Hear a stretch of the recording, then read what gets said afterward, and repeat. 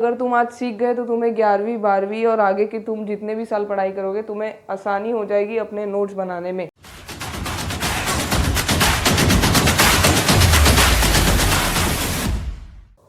So hello everyone, this is Aditya Sharma और आज मैं आप लोगों को नोट्स कैसे बनाते हैं और रिवाइज कैसे करते हैं ये सिखाने वाला हूँ। ठीक है, मतलब जो भैया आप बता रहे थे ना पिछले वीडियो में कि 10th स्टैंडर्ड में आपको नोट्स बनाने होते हैं, 10th स्टैंडर्ड में आपको रिवीजन करना होता है।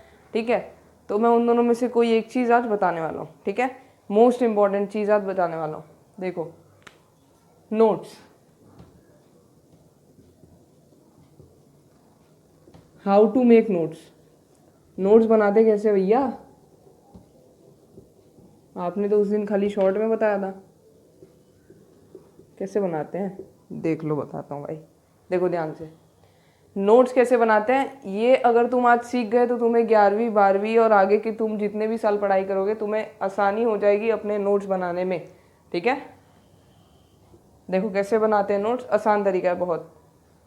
अब यहाँ पे मैं समझ लो कि तुम एक कोचिंग में बैठे हो।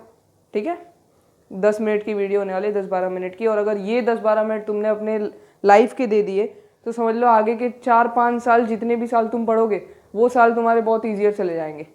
ठीक है, देखो अब ये जो तुम्हारे नोट्स का स्ट्रैटेजी है, कैसे बनाते हैं नोट्स, कैसे बनाते हैं।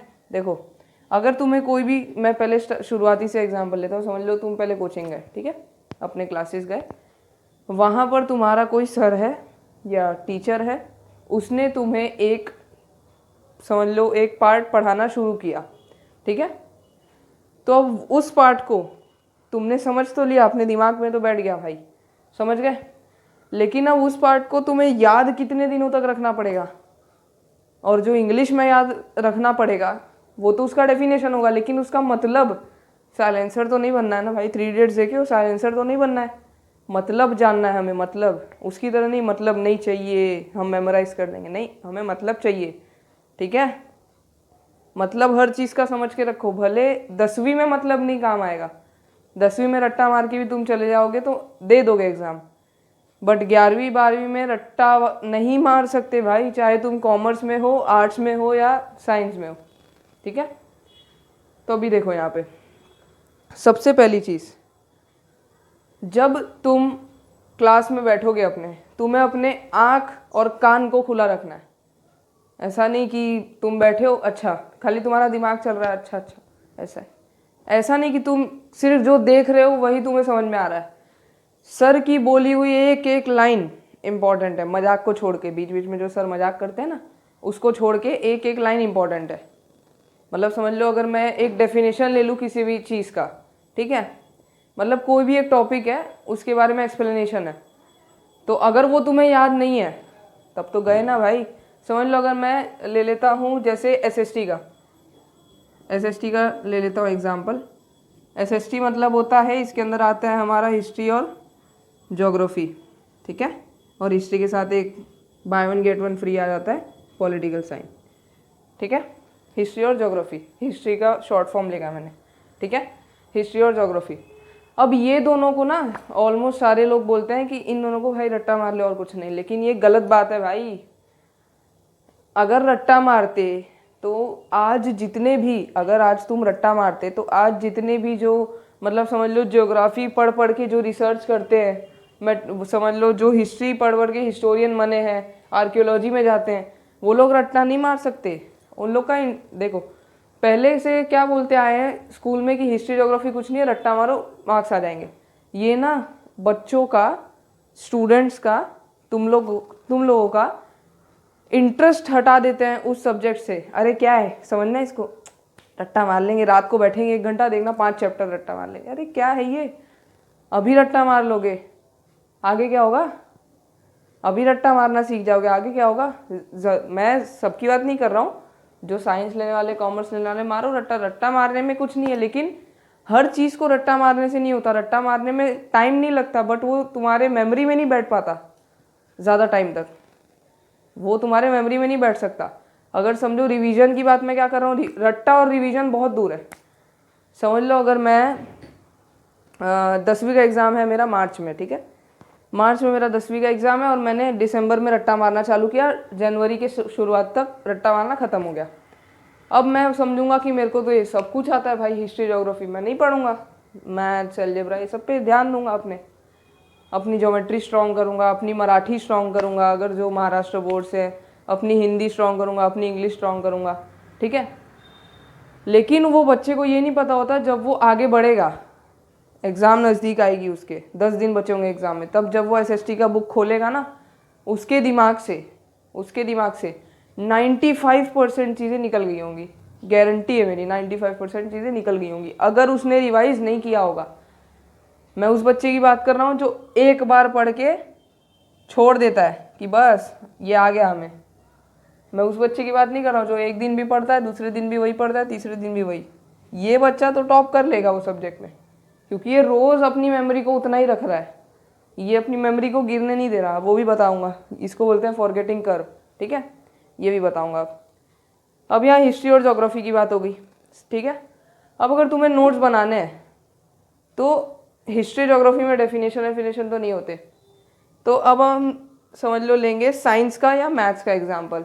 तो उसमें अगर तुम्हें कोई भी ऐसा इंपॉर्टेंट चीज़, समझो कि अगर कोई प्रोटीन सिंथेसिस हो गया, या फिर समझ लो सेकेंड चैप्टर में से जो है ना, मतलब एसएससी बोर्ड वालों का जो सेकेंड चैप्टर है लाइफ प्रोसेसेस वाला, वो अगर चैप्टर से तुम्हें कोई भी डेफिनेशन आ गया, मतलब समझ लो क्रेब्स साइकिल आ गया या ग्लाइकोलाइसिस आ गया, सेलुलर रेस्पिरेशन आ गया, अब वो सारी चीज़ों को रट्टा मारोगे, मार लो भाई रट्टा, तुम्हारा ही बुरा है, मार लो रट्टा।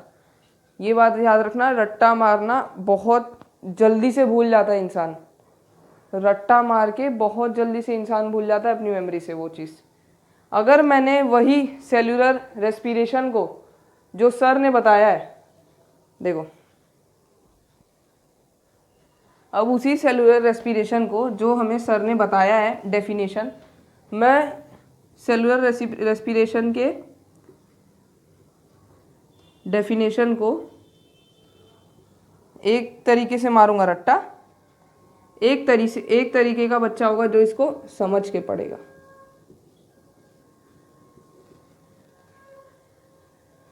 अब अगर ये बच्चे को पूछेंगे ना, रट्टा वाले बच्चे को, इस रट्टा मारने वाले बच्चे को कभी पूछेंगे ना हम कि भाई ये बता दे, या उससे मिलता जुलता कोई टॉपिक पूछ लिया, याद नहीं रहेगा, इसको नहीं याद रहेगा, कुछ दिनों बाद याद नहीं रहेगा। वही अगर इसको पूछ लेंगे, इसको तो समझ में है ना कि उसको एग्जैक्ट मतलब पता है इस चीज़ का, हर चीज़ की समझ है उसको कि सेलुलर रेस्पिरेशन में होता क्या है, तो वो हर चीज़ बता देगा। मतलब क्या बनी, देखो बताता हूँ। जब तुम्हें कोई भी टीचर अपने क्लास में डेफिनेशन लिखवाए, उसके पहले ना वो डेफिनेशन का मतलब एक्सप्लेन करता है। किसी भी भाषा में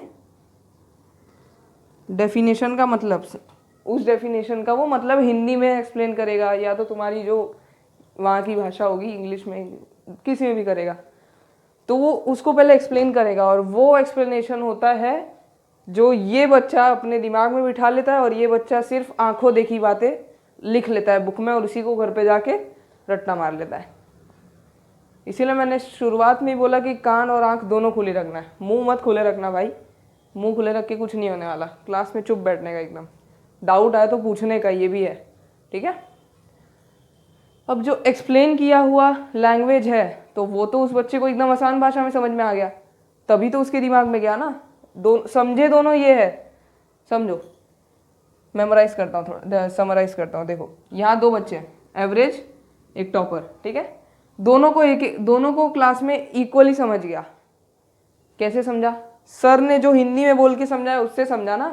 किसी ऐसे टीचर को देखे आए कि डेफिनेशन लिख दिए, दिस इज डेफिनेशन, यही आएगा एग्जाम में, लिख देना, ऐसा देखेगा कभी? नहीं ना, ये गलत है। जब टीचर तुम्हें अपने लैंग्वेज में आसान भाषा में समझा रहा है, तभी तुम्हारे दिमाग में बैठ रही है वो बात, भले तुम उसका डेफिनेशन लिख के आओगे, लेकिन बात तो उसी के बोली हुई बैठ रही है ना दिमाग में, कि सर ने बोला था कि सेलुलर रेस्पिरेशन में ये होता है, तो हिंदी में सोचोगे ना तुम, इंग्लिश में तो जो इंग्लिश होगा वो सोच लेगा, मतलब जिसकी लैंग्वेज नॉर्मल होगी इंग्लिश, वो सोच लेगा, मदर टंग।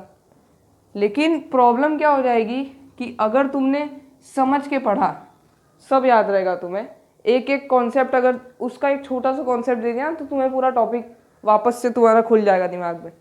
रिवाइज करने के बाद की बात कर रहा हूँ, ऐसा नहीं कि रिवीजन नहीं किया और चालू हो गए कि सब आता है भाई समझ के पढ़ा था।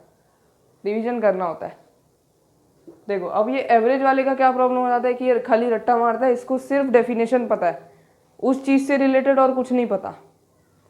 इसको सिर्फ डेफिनेशन पता है, उस चीज़ से रिलेटेड और कुछ नहीं पता। अब जब सर ने सेलुलर रेस्पिरेशन का मतलब समझाएगा, उसके अंदर समझाया होगा ना कि एरोबिक होता है, इन एनारोबिक होता है, तो वो तो ये बच्चा नहीं, ये जो रट्टा वाला बच्चा है, इंग्लिश में तो इंग्लिश का जो डेफिनेशन है उसमें नहीं लिखा होता है, उसमें सिर्फ सेलुलर रेस्पिरेशन का डेफिनेशन होता है। उसके बाद लिखते हैं cellular respiration occurs in 2 types. अगर वो बच्चे ने वो नहीं पढ़ा होगा, सिर्फ सेलुलर रेस्पिरेशन का डेफिनेशन पढ़ के गया है, वो टाइप्स नहीं पढ़ के गया है, तब तो उसको प्रॉब्लम हो गई ना भाई। और वही जो समझ के पढ़ा होगा बच्चा, उसको तो सर की बोली हुई बातें दिमाग में बैठी है ना। भैया कब से क्या बोल रहे हो यार, 7-8 मिनट से बताता हूँ। देखो मैं कहना ये चाहता हूँ कि तुम्हारे क्लास में जब भी कोई भी टीचर तुम्हें किसी भी टॉपिक को एक्सप्लेन करे तो उसका डेफिनेशन तुम्हें पहले इंग्लिश में लिखना है, उसके बाद जिस भाषा में वो टीचर बोल रहा है या जिस अपनी आसान भाषा में जो तुम रोज़ बोलते हो, उसमें तुम अपनी कॉपी में लिख दो उसी डेफिनेशन को। तुम जैसा मैं हिंदी बोलता हूँ रोज़, तो मैं हिंदी में लिखूँगा, मेरी आसान भाषा हिंदी है, मैं किसी डेफिनेशन को हिंदी में लिखूँगा। अब भैया फ़ायदा क्या है इसका? फ़ायदा इसका ये है भाई कि तूने जब इसको पढ़ा थोड़ा समझा, इसको पढ़ा पूरा समझा, क्योंकि ये तू रोज़ बोलता है, रोज़ समझता है, तो इसका एक एक लाइन तेरे दिमाग में है ना, समझे? ये होता है नोट्स बनाने के फ़ायदे। मतलब नोट्स बनाते कैसे हैं, जब तुम पढ़ोगे तो ऐसी तरीके से पढ़ो कि आगे किसी को पढ़ाना है। मतलब ये क्या बोल दिया भैया, अभी से टीचर बन जाए? नहीं, देखो मैं क्या बात कर रहा हूँ कि जब तुम पढ़ोगे किसी भी टॉपिक को तो इस तरीके से पढ़ो उस टॉपिक को कि समझो कि तुम्हारे सामने 10 बच्चे बैठे हैं और तुम उनको समझा रहे हो या तुमको जाके स्कूल में उनको समझाना है, तो इस तरीके से पढ़ना है, ठीक है? तो तब तुम्हारी पढ़ाई अच्छी से हो जाएगी। यहाँ तक हो गया था नोट्स का। अब नोट्स में कुछ इफेक्टिव नोटेशन बताता हूँ मैं। देखो ये मेरे थोड़े सीक्रेट्स हैं जो मैंने मेरे दोस्तों को भी नहीं बताए थे, देख लो। सबसे पहली चीज़, जब भी तुम सर से कोई बात करते हो, सर बोलते हैं कि भाई देखिए ये वाला टॉपिक इम्पोर्टेंट है, तुम उसके ऊपर क्या लिख देते हो? IMP। ये बहुत कॉमन है, IMP लिख दिया, हो गया। ये बहुत कॉमन है, ये हर कोई करता है। मैं क्या लिखता था? IMP भी लिखता था और उसके साथ अगर वो ज़्यादा इंपॉर्टेंट है तो मैं उसकी जगह लिखता था, IMP की जगह मैं लिखता था RML। IMP की जगह मैं लिखता था RML। भैया RML क्या होता है? Full form. RML का फुल फॉर्म होता है R for revise, M for मार, L फॉर लो। खाली M और L को मत नोटिस करना। देखो RML, इसमें रिवाइज, मार, लो, मतलब बार बार रिवाइज मार लो। ये मेरा तरीका है, थोड़ा सा अजीब लगेगा लेकिन ये मेरा तरीका है। अगर मतलब तुम्हें पसंद आए यूज़ कर सकते हो कि जब तुम देखोगे RML मतलब इसको बार बार रिवाइज मारना मैंने लिखा था, ये मुझे याद दिला देता है। अगर मैं समझ लो मेरी एग्ज़ाम है और मैं एग्ज़ाम की एक रात पहले मैं अपनी नोटबुक छान रहा हूँ, अपने नोट्स छान रहा हूँ, और उसमें अगर मेरे को दिख गया RML, तो मैं सब कुछ छोड़ के सबसे पहले वो RML वाले को रिवाइज करूँगा, क्योंकि उसकी चांसेस सर ने सबसे ज़्यादा बताई है, वो मोस्ट इम्पॉर्टेंट है, ऐसा सर ने बोला था, तो मैं RML कर लूँगा।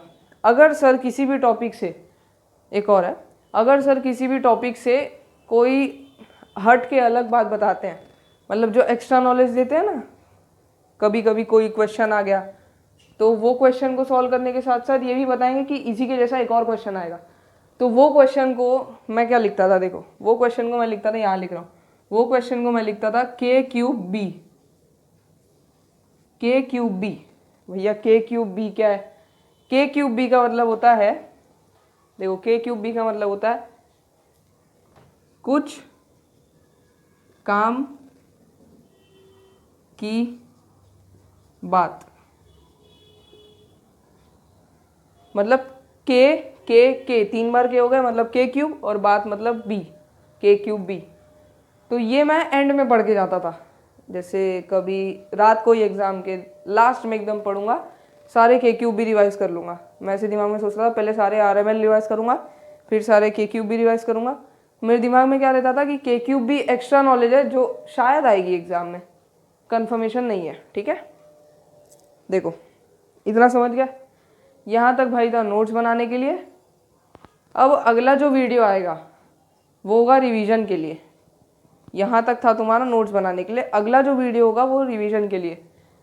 ठीक है, क्या बोला मैंने, वापस से एक बार लास्ट है तो समराइज कर देता हूँ। देखो शांति से सुन लेना, पूरी वीडियो ना देखे हो तो ये वाला पार्ट देख लेना।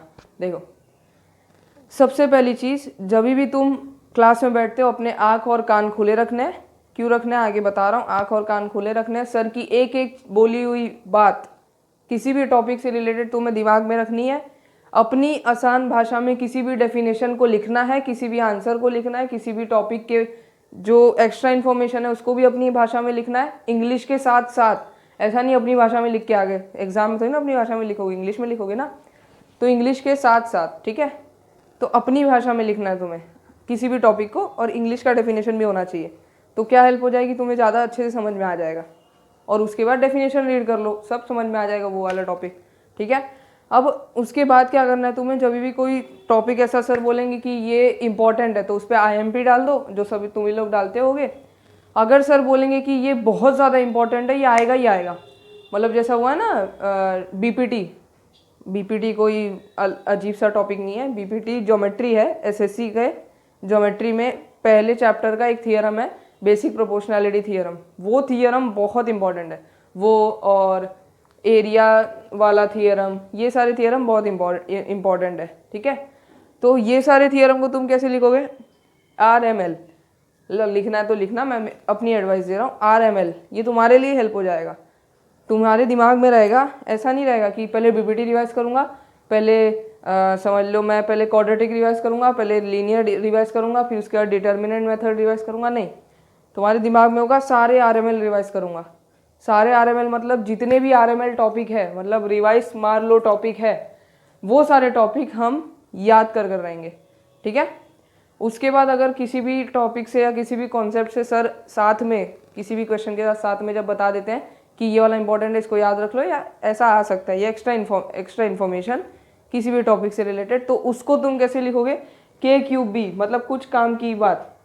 ये भी तुम्हें याद रखनी है, लास्ट में KQB रिवाइज करना होता है, मतलब पूरा चैप्टर रिवाइज हो जाएगा इतने में, समझ गए। और नोट्स जब भी तुम बनाते हो ना तो उसे खुले खुले बनाओ। मतलब खुले खुले क्या बोल रहे हो भैया, जैसे देखो जब भी तुम लिखते हो अपने नोट्स में तो उसको ना जगह छोड़ छोड़ के लिखो, क्योंकि अगर तुम क्लास में नोट्स बैठ के बनाना है, ये याद रखना, घर आके नहीं नोट्स बनाना है। कुछ लोग को मैंने देखा है, मेरी दोस्त लोग थे कि ना वो लोग यहाँ रफ नोट बना लेते थे क्लास में बैठ के, एक कॉपी ली उसमें रफ नोट बना लिए और घर गए उसी को दूसरे पेपर में एकदम अच्छे अच्छे से लिख दिया, सुंदर सुंदर। क्या ज़रूरत है, इसको बेचना है नहीं ना, क्या करना है इसका, कुछ नहीं ना, तो क्या ज़रूरत है, क्लास में ही बैठ के लिखो ना अच्छे से।